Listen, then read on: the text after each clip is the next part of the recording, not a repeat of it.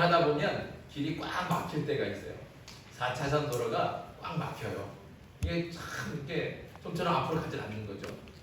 꽉 막혀 있는데도 그래도 그 중에 어느 한 차선을 조금씩 앞으로 간단 말이에요. 제 옆에 차선이 이게 슬금슬금 저보다 먼저 가요. 계속 뒤에 차들이 앞으로 가는 거예요. 그러면은 마음속에 고민이 생겨요. 야, 이거 내가 옆으로 좀 바꿀까? 아니면 여기 그냥 가만히 있을까? 그러다가 이제 어떻게 해요? 그래 한번 바꿔보자. 그래갖고 차선을 딱 바꾸기만 하면 제가 그 들어간 차선은 어떻게 해요? 그 말 밀리는 거야 거기서부터. 그리고 제가 옮겨온 그 차선은 어떻게 해요? 그때부터 뚫리는 거야. 아 이거 그러면 어떻게 해요? 내가 먼저 갈 줄 알고 옆으로 옮겼는데 옮겨갔더니 그 차선은 막히고 오히려 내가 있던 차선은 다 뚫려갖고 저보다 뒤에 있던 차들이 제 앞으로 계속 가는 거예요. 그러면 그거 쳐다보면 어떻게 해요? 속 터지는 거죠. 그럼 이제 원래대로 돌아가요? 그러면 또 어떻게 해요? 제가 가는 데마다 막히는 거예요. 제가 딱 벗어나기만 하면 그 차선은 뚫어지고 제가 가는 데는 막히고 이런 게 대의 법칙이라는 거죠. 이렇게 내가 뭘 하려고만 하면 뭔가 일이 잘 안 되고 또 막히고 또 이렇게 뭔가 일이 터져서 가로막고 이런 게 이제 머피의 법칙인데요. 근데 사실 우리 인생을 한번 생각해 보면 인생이 참 내 마음대로 잘 안 될 것 같아요. 다들 장사를 할 때, 장사를 시작할 때 어떤 마음을 가지고 장사를 시작합니까? 장사가 잘 되겠지, 대박 나겠지, 이런 마음과 생각들을 가지고 가게를 오픈하잖아요. 근데 막상 오픈하고 나면 어때요? 잘 돼요? 잘 안 될 때가 많아요. 세상에 자기 마음대로 자기 생각대로 다 되면 망하는 사람, 망하는 가게가 어디 있겠습니까? 실제로 우리나라 작년에 새로 오픈한 가게 숫자가 81만 8천 개라고 해요. 엄청나죠? 그런데 이 중에서 1년도 안 됐는데 가게 문을 닫는, 폐업하는 가게가 17만 6천 개나 된다고 합니다. 그러니까 폐업률이 21.5%가 넘어요. 가게 5곳 중에 하나는 1년도 안 돼서 문을 닫는다는 거죠.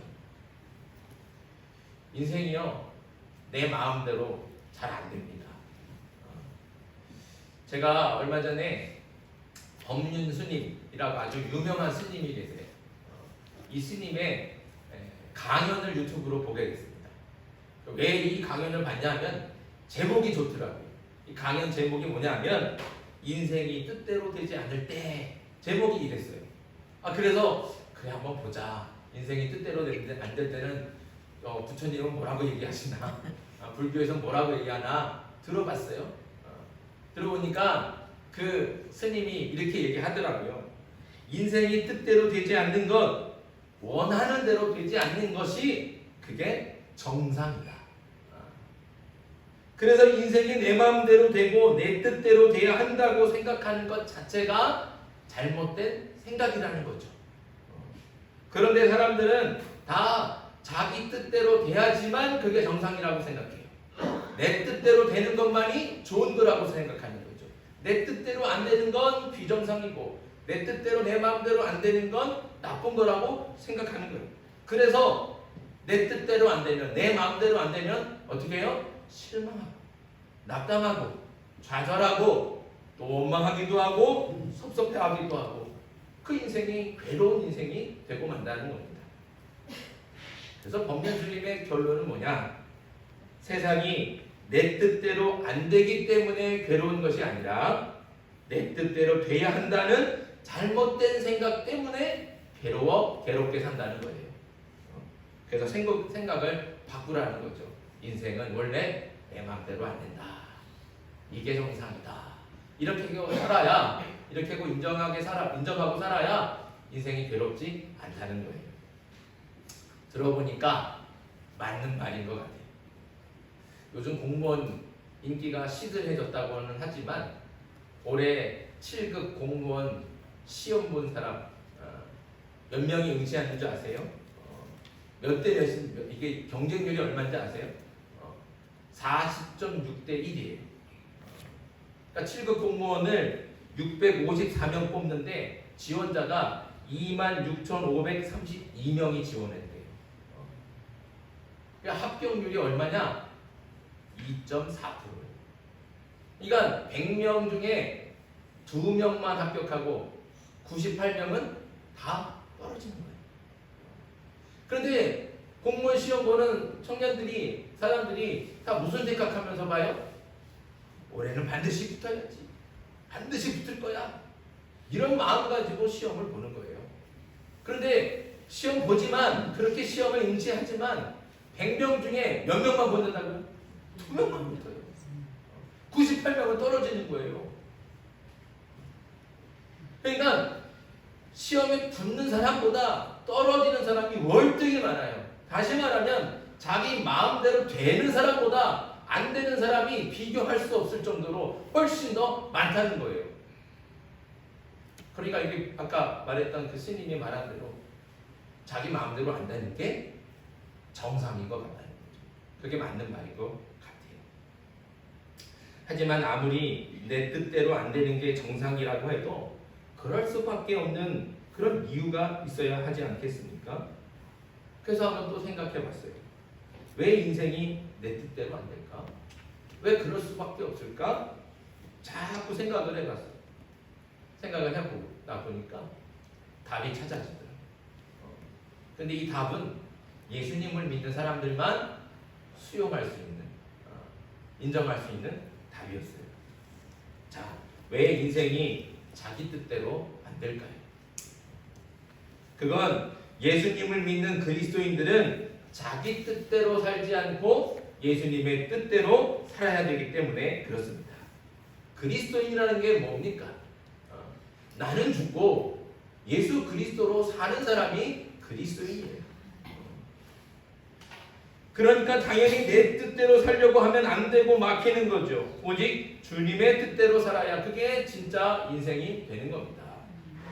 그런데요, 내 뜻대로 살지 않고 주님의 뜻대로 살면, 내 마음대로 살지 않고 주님의 마음에 맞춰서 살아가면, 그러면 모든 게 막힘없이 잘 될까요? 어려움 없이 솔솔 슬슬 이렇게 다 잘 풀릴까요? 무슨 일이든지 실패하지 않고 하는 일마다 다 성공할까요? 그런데 그건 또 아니라는 겁니다. 분명히 내 뜻을 버리고 주님의 뜻에 맞춰서 주님의 뜻대로 행했는데도 때로는 안 될 때도 있고 실패할 때도 있고 넘어질 때도 있고 막힐 때도 있다는 것이죠. 오늘 말씀에 나오는 제자들이 그렇습니다. 오늘 말씀을 보니까 예수님을 모시고 가던 제자들이 갈릴리 바다를 건너다가 큰 풍랑을 만났습니다. 그런데 잘 보면 이 풍랑이 예수님의 뜻을 따라갔기 때문에 맞이한 풍랑이에요. 자, 먼저 오늘 말씀, 우리 4장 1절 한번 가볼까요? 4장 1절. 4장 1절 한번 같이 한번 읽겠습니다. 4장 1절 시작. 예수께서 다시 바닷가에서 가르치시니 큰 무리가 모여들거늘 예수께서 바다에 떠 있는 배에 올라 앉으시고 온 무리를 바닷가 육지에 있더라. 아멘. 예수님이 바닷가에서 많은 사람들에게 말씀을 전하셨어요. 하나님 나라를 가르치셨어요. 그러다가 날이 저문 거예요. 어두워졌다는 거죠. 그때 예수님이 뭐라고 말씀하셨느냐? 오늘 말씀에 우리가 읽었던 35절 봅니다. 35절도 같이 읽습니다. 시작. 그날 저물 때 제자들에게 이르시되 우리가 저편으로 건너가자 하시니. 아멘. 예수님이 뭐라고 말씀하셨다고요? 저편으로 우리 건너가자 이렇게 말씀하십니다. 근데 한번 생각해 보세요. 예수님께서 날이 어두워질 때까지 하루 종일 그 많은 사람들을 바닷가에 앉혀놓고 하나님의 말씀을 전하고 하나님 나라에 대해서 가르치셨어요. 그 많은 사람들이 다 들릴 때까지 큰 목소리로 떠드시고 말씀하시니까 얼마나 힘이 되겠습니까? 그것도 하루 종일 날이 저물 때까지 그렇게 하나님의 말씀을 전하고 가르치셨어요. 그러니까 정말 힘이 들죠. 피곤하지 않겠습니까? 그러면 예수님만 피곤할까요? 그렇지 않죠. 옆에서 예수님을 돕는 제자들 역시 예수님 못지않게 힘이 많이 들었을 겁니다. 그러면 멀리 가지 말고 가까이에서 쉬면 되잖아요. 날도 어두워졌는데 굳이 힘들게 또 노를 저어가면서 바다 건너, 그 갈릴리 바다 건너 저편까지 건너갈 이유가 뭐가 있겠습니까? 설사 반드시 건너가야 할 이유가 있다고 해도 피곤하니까 하룻밤 가까운 데서 묵고 아침 일찍 나서면 되지 않을까요? 그런데 예수님은 다들 지치고 피곤한데 기어코 건너편으로 건너가자 말씀하시는 겁니다. 그런데요, 제자들은 그 말씀을 듣고도 토 하나 달지 않았어요. 자신들이 정말 피곤하고 힘이 들고 쉬고 싶은데도 불구하고 예수님께서 건너편으로 건너가자, 저편으로 건너가자 말씀하시는데 토를 달잖아요. 예, 갑시다. 그렇게 피곤해서 쉬고 싶은데도 예수님의 뜻이니까 그 뜻에 따라 즉시 배를 저어서 건너편으로 건너가고 있는 중입니다. 이렇게 자기 뜻대로 하지 않고 예수님 뜻대로 했으면 평안하게 안전하게 그냥 건너편에 잘 도착해야 되지 않을까요? 예수님 때문에 가는 건데, 예수님 말씀에 순종해서 예수님의 뜻대로 가는 건데, 그러면 순탄하게 끝까지 가야 되지 않겠습니까? 그런데 실상은 그렇지 않았다는 거죠. 전혀 순탄하지 않았고 오히려 거친 풍랑을 만나서 목숨이 위태로운 아주 급박한 순간, 그런 위태로운 고난을 당했습니다. 오늘 말씀을 우리가 묵상하면서 우리가 오해하면 안 되는 게 바로 이거예요. 내 뜻대로 하지 않고 예수님의 뜻대로 했다고 해서 모든 일이 막힘없이 술술 잘 풀리고 어려움 없이 다 이루어지지는 않는다는 겁니다. 예수님의 뜻대로 해도 말이에요. 내 뜻대로 하지 않고 예수님의 뜻대로 예수님의 말씀에 순종해도 때로는 실패하고 때로는 해결할 수 없는 어려운 문제를 만나기도 하고 견디기 힘든 고난을 당하기도 합니다. 우리가 바울을 생각하면 좋을 것 같아요. 바울은 하나님께서 부르셨잖아요. 예수님께서 부르셨어요. 특별히 뭐로 부르셨느냐? 이방인의 사도로 부르신 거예요. 너는 이방인의 사도가 되라. 그 하나님의 말씀에 그 예수님의 부르심을 받고 바울은 이방인의 사도가 됐어요. 그래서 세계 곳곳에 곳곳에 돌아다니면서 복음을 전하고 예수 그리스도의 십자가를 증거했어요. 그렇게 예수님의 뜻대로 행했으면 가는 곳마다 환영받았을 거예요. 그렇게 예수님의 뜻대로 세계 곳곳을 따라 복음을 전했는데, 그러면 가는 곳마다 환영받고 가는 데마다 다 좋아하고 가는 데마다 어려움 없이 복음을 전하는데 성공하고 가는 데마다 교회를 척척척 다 어려움 없이 교회를 세웠을까요? 그러지 않다는 거죠. 주님의 뜻대로 갔지만 가서 사람들에게 돌을 맞아 죽을 뻔하기도 하고요. 모함을 받아 실컷 매맞고 감옥에 갇히기도 했어요. 수도 없이 굶주리고 추위에 떨고 배를 타고 가다가 파손되기도 하고 그런 죽을 뻔한 위기를 수도 없이 넘겼다는 거죠. 왜 이렇게 고난을 당할까요? 자기 뜻대로 살지 않고 예수님의 뜻대로 살았기 때문에 그렇습니다. 우리도 주님의 뜻대로 살면 고난을 당하는 것이 당연한 겁니다. 주님의 뜻대로 했다고 다 성공하고 하는 일마다 잘 되고 모든 일이 다 어려움 없이 이루어질 것이다. 이렇게 생각하는 것은 우리의 오해라는 거죠. 오히려 주님의 뜻대로 살면 고난을 당하고 어려운 일을 만나는 것이 정상입니다. 그러니 예수님의 뜻대로 살았는데 왜 고난이 오냐고 놀라지 않기를 바랍니다. 그게 정상이죠. 그게 제대로 살고 있는 겁니다. 오늘 예수님의 제자들도 마찬가지입니다. 자기 뜻대로 하지 않고 예수님의 뜻대로 했지만 그들은 거센 풍랑을 만났습니다. 자, 오늘 말씀 37절 같이 한번 읽습니다. 같이 읽습니다. 시작. 큰 광풍이 일어나며 물결이 배에 부딪혀 들어와 배에 가득하게 되었더라. 아멘. 이 풍랑이 얼마나 거센지 오늘 말씀을 보니까 뭐라고 해요? 큰 광풍이라는 거예요. 말 그대로 미친 바람입니다. 바람이 미쳤어요. 그 정도로 거세게 부는 겁니다.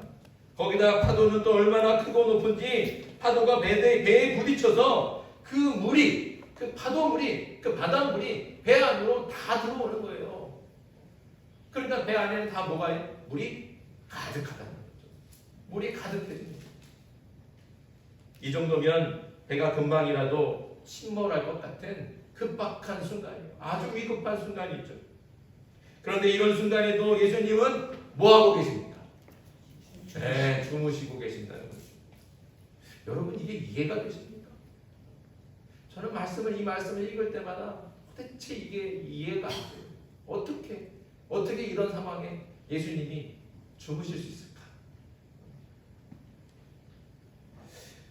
그래도 아무튼 예수님께서 주무셨다니까 이렇게 생각하고 넘어가죠. 예수님이 정말 너무 피곤하셨나 보다. 얼마나 피곤하셨으면 이런 상황에도 주무실까? 이렇게 생각하고 넘어갈 수 있을 것 같아요. 그런데 그 다음에 나오는 말씀이 더 이해가 잘 안 됩니다. 배가 곧 침몰하게 생겼으니까 제자들이 어떻게 합니까? 뭐예요? 예수님을 깨워요. 예수님! 우리가 지금 죽게 생겼습니다. 우리를 좀 돌봐주십시오. 우리를 제발 좀 살려주십시오. 이렇게 예수님을 깨우고 예수님께 살려달라고 부르짖은 거예요. 예수님도 제자들이 깨우니까 그때서야 일어나셔서 바다를 향해 잠잠하라 고요하라 말씀하셨어요. 예수님이 이렇게 말씀하시니까 정말 그 말씀대로 바다는 잔잔해지고 바람이 쫙 없어지고. 그런데 바람을 잔잔케 하신 예수님이 제자들에게 한마디 하셨습니다. 40절 말씀이에요. 40절 같이 읽습니다. 시작. 이에 제자들에게 이르시되 어찌하여 이렇게 무서워하느냐 너희가 어찌 믿음이 없느냐 하시니. 아멘. 제가 이해가 안 되는 게 바로 이 40절 말씀이에요. 왜 예수님이 이렇게 말씀하실까요? 제자들을 바라보세요. 제자들이 지금 뭐 하는 겁니까? 예수님 깨우잖아요. 자기가 죽게 생겼으니까 너무 힘들고 어려우니까 그럴 때 누구 찾는 거예요? 예수님 찾고 있잖아요. 다른 것 안 찾잖아요. 예수님께 부르짖고 예수님께 매달려서 살려달라고 말하자면 기도하고 있는 거 아닙니까? 그러니까 우리 생각에 이 제자들의 행동은 그렇게 힘들고 어려울 때 예수님의 이름을 부르면서 예수님께 기도하면 그게 믿음에 좋은 것 아니겠어요? 그런데 예수님은 오히려 그렇게 예수님을 부르짖고 있는 제자들을 향해서 어찌하여 너희가 믿음이 없느냐 하고 호통을 치셨다는 거죠. 믿음이 없다고 혼을 내셨습니다. 그러면 제자들이 예수님을 깨우지 말았어야 돼요. 예수님을 깨우지 말고 끝까지 제자들의 힘으로 버티면 그때 예수님이 야, 니네 정말 제 믿음이 대단하구나 그렇게 칭찬해 주셨을까요? 아무리 생각해도 예수님이 제자들에게 믿음이 없다고 혼을 내시는 것은 잘 이해가 안 됩니다. 그래서 이 말씀을 가지고 계속 묵상을 하는 거예요. 사실은 한 작년인가요? 재작년인가요? 이거 같은 본문으로 말씀을 설교한 적이 있는데 마찬가지죠. 이 말씀을 가지고 계속 묵상하고 또 읽고 또 읽는 거죠. 그러다 보니까 이 말씀을 이 막힌 것을 풀어주는 열쇠 같은 말씀이 발견이 되더라고요. 그 말씀은 그 열쇠는 제자들의 말 속에 있었습니다. 우리 38절입니다. 38절 같이 읽습니다. 시작. 예수께서는 고문에서 베개를 메고 주무시더니 제자들이 깨우며 이르시되 선생님이여 우리가 죽게 된 것을 돌보지 아니하시나이까 하니. 아멘. 자, 풍랑이 일 때 제자들이 뭐라고 말을 했다고요? 선생님, 우리가 지금 죽게 생겼습니다. 우리가 죽게 생겼습니다. 이 말은 이제 삶을 포기한 말입니다. 더 이상 아무 희망이 없고 살 소망이 없을 때 하는 말이죠. 그런데 제자들이 담배에 누가 함께 계십니까? 예수님이 함께 계시잖아요. 온 세상을 창조하신 창조주시고 모든 만물의 주인이시며 생명의 주관된 되신 예수님께서 타고 계신데 그 예수님이 제자들과 함께 계시는데 어떻게 죽겠습니까? 어떻게 죽는 일이 생기냐고요. 그러니까 죽게 생겼다고 말하는 것은 예수님을 부정하는 겁니다. 예수님을 믿지 않는 거죠. 그래서 예수님께서 제자들에게 믿음이 없다고 꾸짖으시는 거예요. 그러니까 여러분도 자꾸 아이고 죽겠다, 아이고 죽겠다 이렇게 말하지 마세요. 죽기는 왜 죽습니까? 우리와 누가 함께 계십니까? 예수님이 함께 계시는 거예요. 예수님과 함께하는 사람은 결코 망하지 않습니다. 예수님과 함께 하는 사람은 죽지 않는다는 거예요. 물론 실패는 할 수도 있어요. 그러나 그 실패가 인생의 끝이 아니라는 거죠.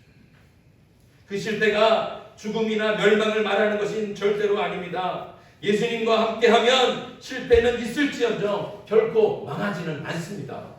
예수님의 뜻대로 하면 고난과 시련이 있고 때로는 위기를 만나지만 그것이 결코 끝은 아닙니다. 주님께서는 반드시 고난에서 우리를 일으켜 세워주십니다. 고난에서 일으켜 세워주실 때는 이전보다 더 강해지고 단단해져서 결국에는 주님의 뜻을 이루게 하시고 그리고 주님께서 예비하신 영광의 자리에 우리를 높이 세워주신다는 거죠.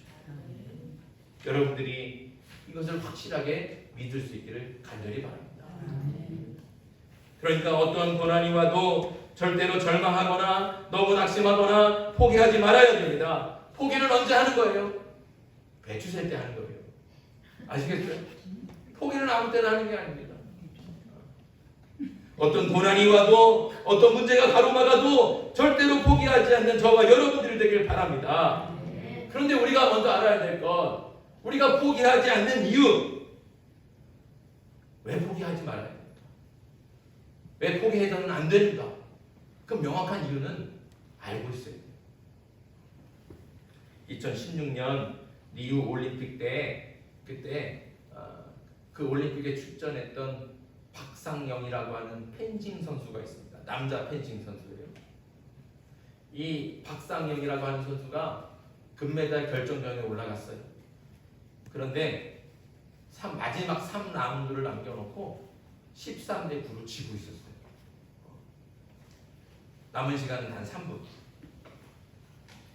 많은 사람들이 다 봐요. 이게 4점 차는요. 특히 남자 경기에서는 이거는 너무 점수차가 크다는 거예요. 남은 시간은 3분밖에 없고. 그러니까 이거는 뒤집기가 너무 힘들다는 거죠. 상대편 선수가 아주 세계적인 선수예요. 헝가리 선수였는데 세계 선수권이나 올림픽에 나가서도 메달을 수출했다는 사람이에요. 그러니까 그냥 사람도 아니고 정말 펜싱을 너무 잘하는 사람이에요. 그런 사람에게 4점 차나 뒤지고 있으니까 그 남은 시간은 3분밖에 없고 야 이거는 안 되겠다. 다 이렇게 생각하는 거죠. 그런데 우리 박상현 선수가 마지막 3라운드를 앞두고 이제 쉬는 때 뭐 하고 있었는지 아세요? 여러분들 영상 보셨습니까? 계속 되뇌는 거예요. 할 수 있다. 난 할 수 있다. 할 수 있다. 난 할 수 있다. 그걸 혼자 막 계속 되뇌는 거예요. 그게 전국 방송에 우리 전 국민이 다 그 방송을 보지 않았습니까? 나는 할 수 있다. 나는 할 수 있다. 막 웃으면서. 그리고 3라운드가 시작됐어요. 아주 기적같이 점수를 역전시켜서 이겼어요. 금메달을 땄다. 그거 보면서 온 국민이 얼마나 큰 감동을 받았습니까? 다 지쳐있고 아프고 힘들 때 그래 할 수 있다. 할 수 있다. 할 수 있다. 자신감으로. 그런데요. 박상영 선수가 말했던 그 할 수 있다. 할 수 있다는 사실 누구를 믿는 겁니까? 나를 믿는 겁니다. 나의 능력을 믿고 나의 재능을 믿고 내가 여태까지 땀 흘려왔던 그 노력을 믿는 거죠. 나를 믿는 거예요. 그러니까 난 할 수 있다. 난 그럴 능력이 있다. 그러니까 주눅 들지 말다. 난 할 수 있다. 그렇게 얘기하는 거죠. 이런 긍정적인 말이 분명히 우리 삶에 도움이 됩니다. 하지만 그것이 진리는 아니라는 거예요. 자, 그러면 누구나 다 난 할 수 있다. 할 수 있다. 할 수 있다. 그런 사람이 다 성공해야죠. 그러면 그 박상영 선수의 상대 선수였던 그 헝가리 선수, 그 사람은 난 못하겠는데, 난 지겠는데 이런 마음 가지고 그 경기에 임했겠습니까? 그러지 않겠죠. 그 사람도 끊임없이 할 수 있어, 할 수 있어, 할 수 있어 똑같이 외쳤을 거예요. 그러나 그 사람은 졌다는 거예요. 그러니까 사람을 믿는 건 불완전한 겁니다. 그건 진리가 아니에요. 나 자신을 믿는 건 더더욱 그렇죠. 그래서 사람을 믿을 수가 없습니다. 그건 나 자신도 마찬가지예요. 그래서 우리는 누구를 믿어야 됩니까?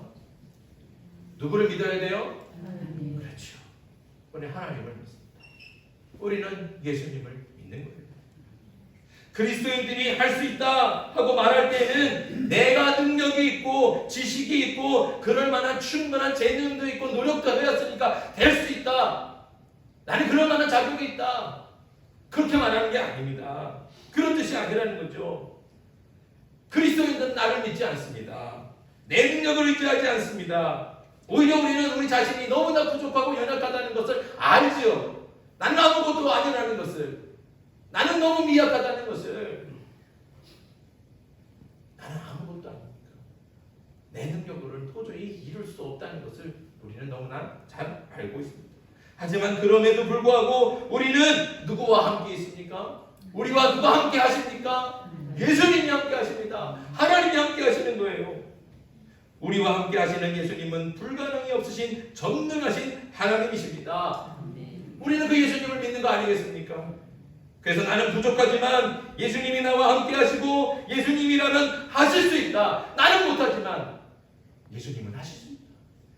그래서 예수님을 믿는 거예요. 그래서 다시 말씀드리지만 예수님과 함께 하면 비록 실패는 있을 수 있습니다. 결코 망하지는 않습니다. 고난은 있을지라도 그 고난이 결코 끝이 아니라는 거예요. 예수님의 말씀에 따라 순종해서 갈릴 바다를 갔습니다. 그들이 정말로 배가 뒤집힐 것 같은 그런 위기 상황, 그런 고난을 당하죠. 그러나 그것이 망하는 길이 아니라니까요.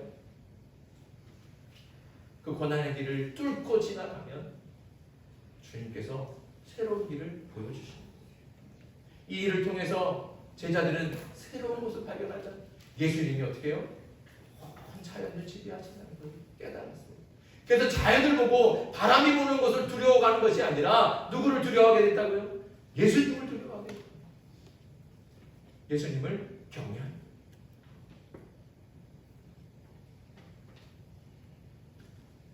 나와 함께 하신 주님께서 우리에게 있는 그 고난을 이겨내게 하시고 실패를 넘어서게 하셔서 결국에는 영광의 자리에 우리를 세워주실 줄 믿습니다. 아멘. 주님과 함께하는 사람은 결코 망하지 않습니다. 주님과 함께하는 사람은 결코 죽지 않습니다. 그러니 때로는 실패하고 또 어떤 고난이나 시련이 와도 예수님이 함께하심을 믿는 저와 여러분이 되길 바랍니다. 예수님과 함께 타고 있다는 것을 한순간도 잊지 마십시오. 풍랑 속에서도 주님이 함께 하십니다.